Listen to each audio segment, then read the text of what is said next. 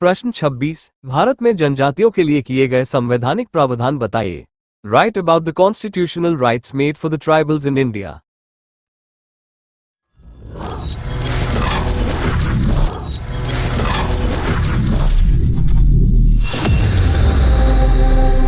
उत्तर, जनजातीय संवैधानिक प्रावधान, कॉन्स्टिट्यूशनल राइट्स फॉर ट्राइबल्स। स्वतंत्रता के पश्चात भारत सरकार ने जनजातियों के लोगों के साथ सदियों से किए जा रहे दुर्व्यवहार, अन्याय और असमानतापूर्ण व्यवहार पर प्रतिबंध लगाने के लिए अनेक संवैधानिक और कानूनी प्रयास किए हैं।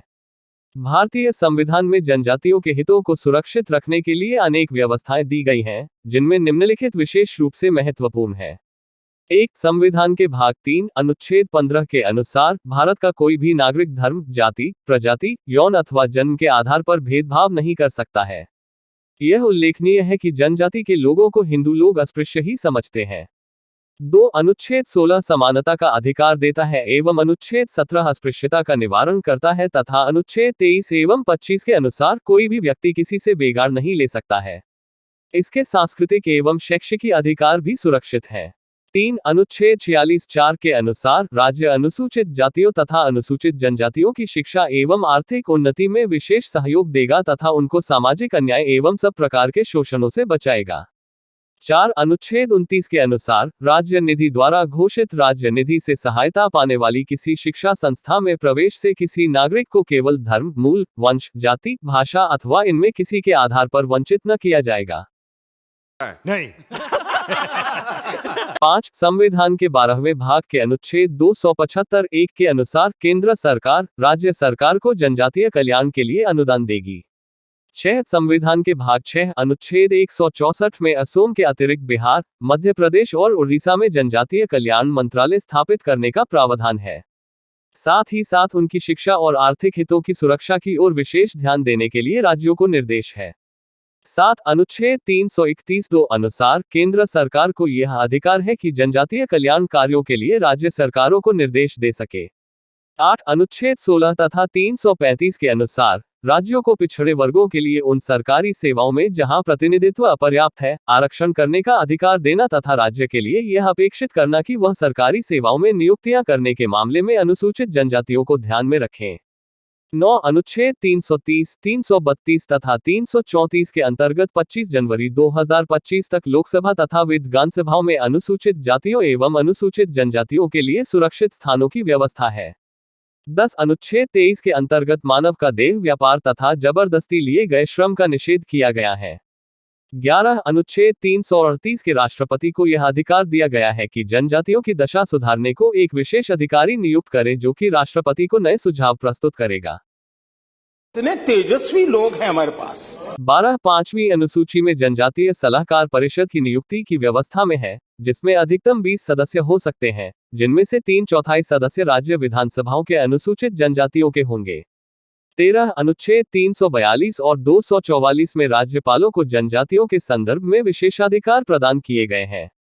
अस्पृश्यता अपराध अधिनियम 1955 अस्पृश्यता अपराध कानून 1955 को अधिक व्यापक बनाने तथा इसके दांडिक उपबंधों को और कठोर बनाने के लिए अस्पृश्यता अपराध संशोधन तथा प्रकीर्णन तथा उपलब्ध अधिनियम 1976 द्वारा जो कि 19 नवंबर 1976 को लागू हुआ था।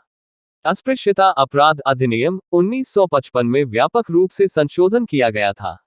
इस संशोधन के साथ मूल अधिनियम का नाम बदलकर नागरिक अधिकार संरक्षण अधिनियम 1976 रख दिया गया।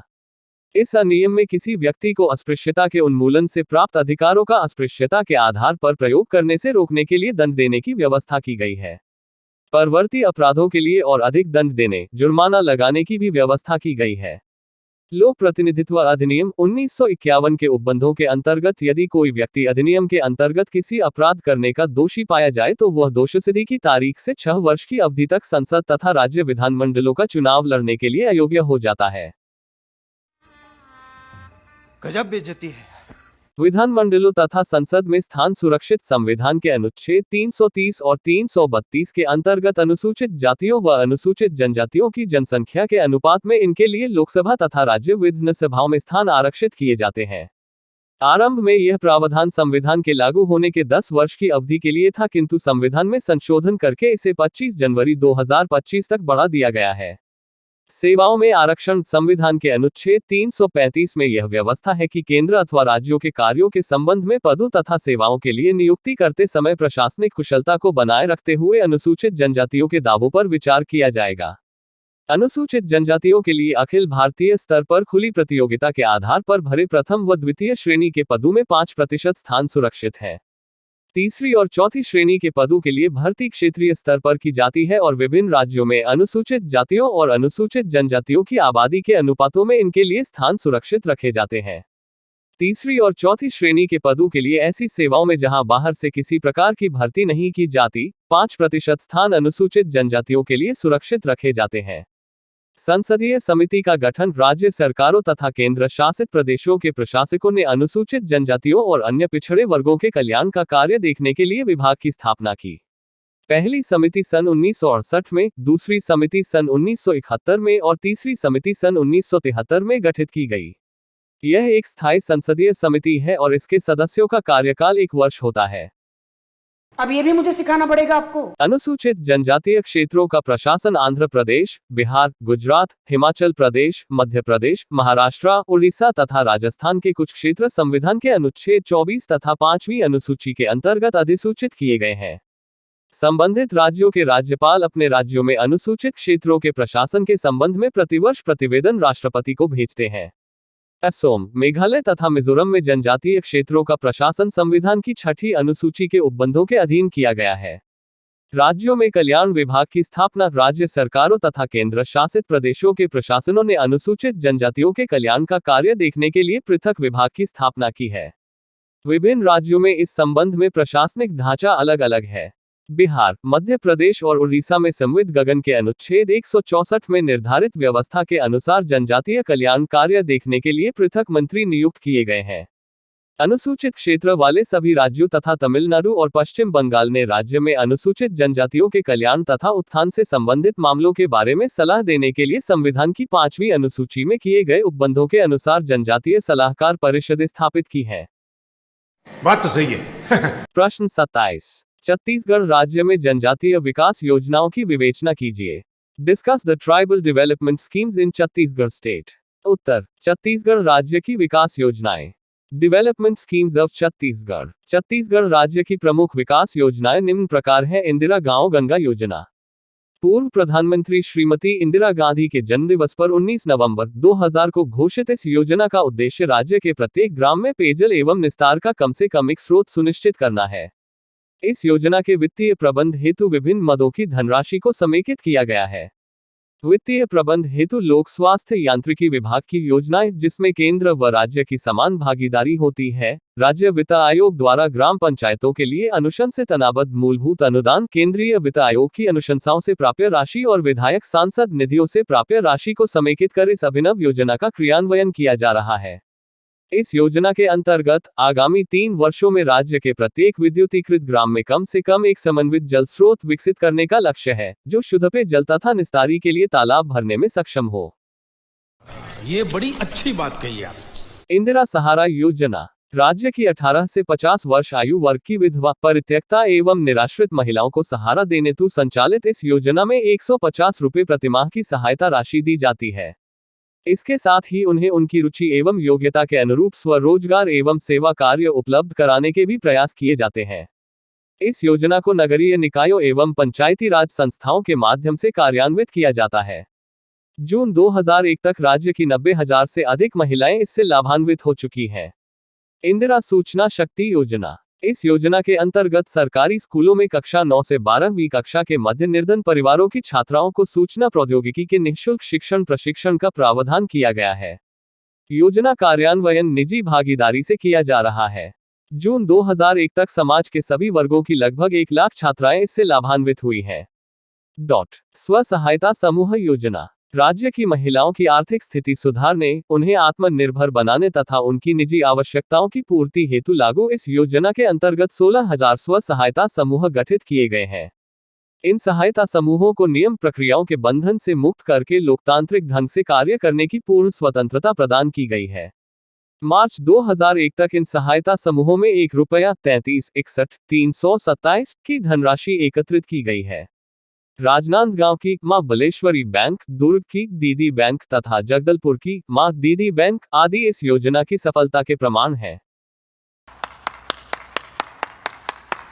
महिला सशक्तिकरण वर्ष योजना राज्य सरकार ने महिला सशक्तिकरण वर्ष 2001 में सशक्त नारी सशक्त समाज की अवधारणा के कार्यान्वयन हेतु महिलाओं को सामाजिक दृष्टि से शक्ति संपन्न बनाने के लिए कानूनों में संशोधन, महिला अनुकूल प्रौद्योगिकी का राष्ट्रीय मूल्यांकन, बुनियादी स्तर की महिलाओं के साथ सांसदों, विधायकों की टेली कॉन्फ्रेंस, महिलाओं में उद्यमवृत्ति बढ़ाने के लिए उद्यमियों का सम्मेलन तथा महिलाओं के संपत्ति विषयक अधिकारों पर राष्ट्रस्तरीय संगोष्ठी को आयोजित किया है।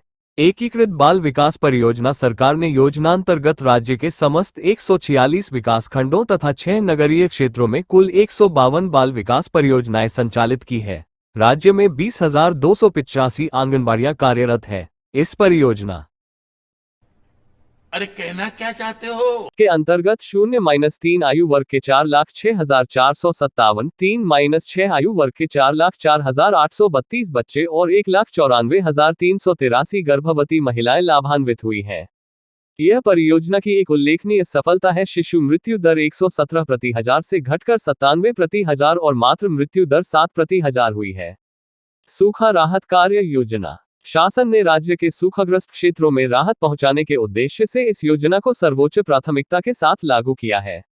इस योजना के अंतर्गत राज्य की 5,678 पंचायतों में 6,461 कार्य प्रारंभ किए गए हैं। इसके अतिरिक्त बुनियादी कार्यों हेतु अन्य 8,511 राहत कार्य संचालित हैं।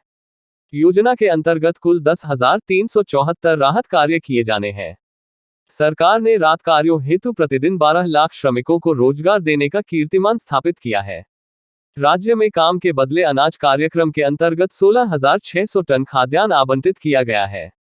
राज्य में 1,226 नए तालाब, 3,562 पुराने तालाबों का गहराईकरण, सिंचाई, नहर एवं जल प्रदाय सुधार के 600 कार्य, सड़क पहुंच मार्ग के 2,154 कार्य और वानिकी के 25 कार्य सुनिश्चित किए गए हैं। 1. राज्य के सूखाग्रस्त क्षेत्रों में 11,67,386 रुपए के राहत कार्य किए गए हैं। राज्य की 13 लाख हेक्टेयर अनुपजाऊ भूमि पर भूमि उपचार तथा वृक्षारोपण के कार्य किए जा रहे हैं। इसके साथ ही आगामी 2 वर्षों में सैटेलाइट के माध्यम से प्राप्त मानचित्रों से जल संग्रहण तथा वाटर रिचार्जिंग के कार्यों को सुनिश्चित किया जाना है। कितने शानदार विचार रखते हैं जी। अन्नपूर्णा योजना केंद्र सरकार द्वारा वित्तीय वर्ष 2001 में घोषित इस योजना के अंतर्गत 65 वर्ष या उससे अधिक आयु के ऐसे वृद्धजनों को निःशुल्क खाद्यान्न देने की व्यवस्था है, जो बेसहारा हैं और जिन्हें राष्ट्रीय वृद्धावस्था पेंशन योजना में सम्मिलित नहीं किया गया है। योजना के अंतर्गत जिला रायपुर में 5,384, महासमुंद में 1,343, धमतरी में 739, दुर्ग में 4,772, राजनांदगांव में 1,231, कबीरधाम में 433 और बस्तर में 1,405 हितग्राहियों की पहचान की गई है। इसी तरह जिला दंतेवाड़ा में 800, कांकेर में 545, बिलासपुर में 2,178, कोरबा में 548, जांजगीर चांपा में 1,397, रायगढ़ में 2,951, जशपुर में 951, सरगुजा में 4,263 और जिला कोरिया में 805 हितग्राहियों की पहचान कर ली गई है। अन्नपूर्णा योजना पंचायत एवं ग्रामीण विकास विभाग द्वारा खाद्य विभाग के सहयोग से संचालित की जाएगी। इस योजना का उद्देश्य उन वरिष्ठ नागरिकों की आवश्यकताओं को पूरा करना है जिन्हें पात्रता योजना अथवा सामाजिक सुरक्षा पेंशन योजना में सम्मिलित नहीं किया जा सकता है।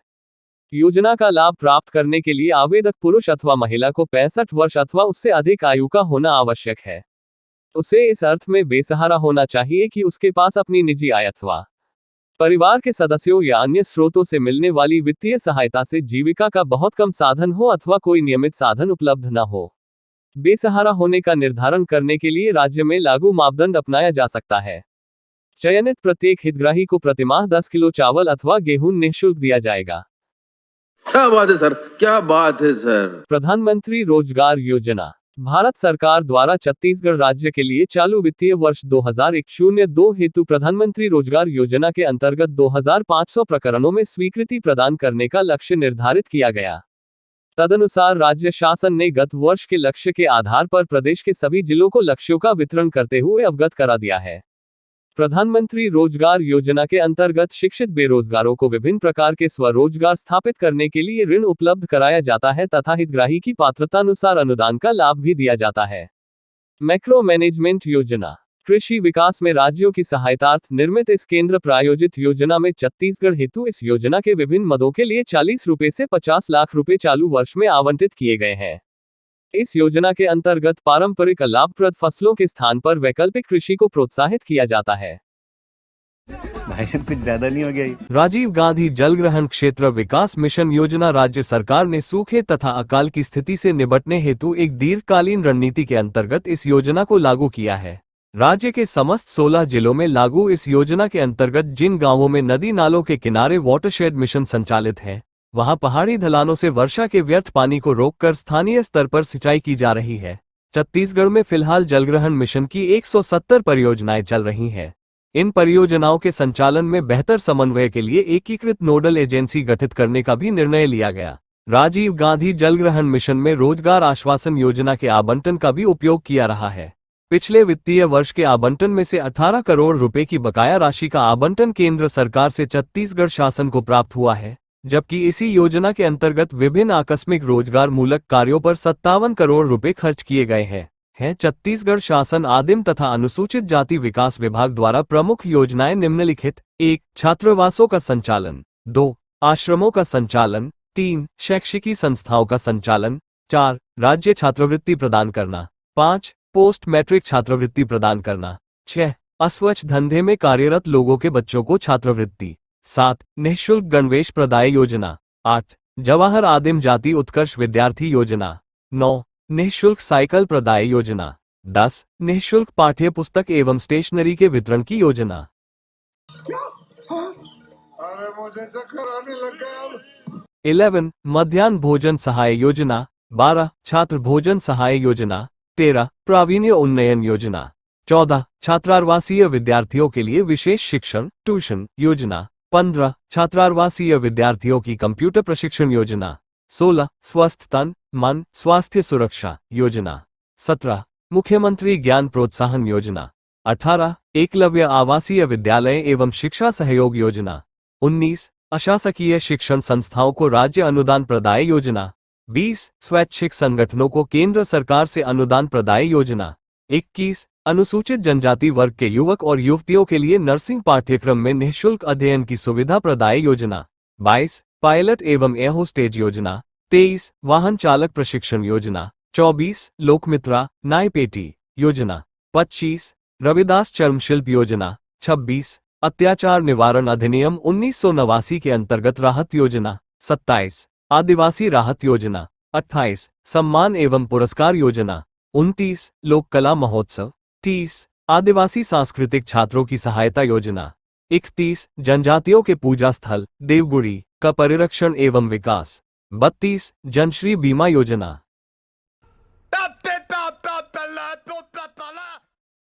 रुको जरा। अब्बा, हाँ मेरा नहीं जी करता पढ़ाई करने को। अच्छा, मेरा तो घूमने फिरने को मन करो। इसका जाए मेरे पास। आलू ले, बैंगन लो, लौकी लो, तोरी लो।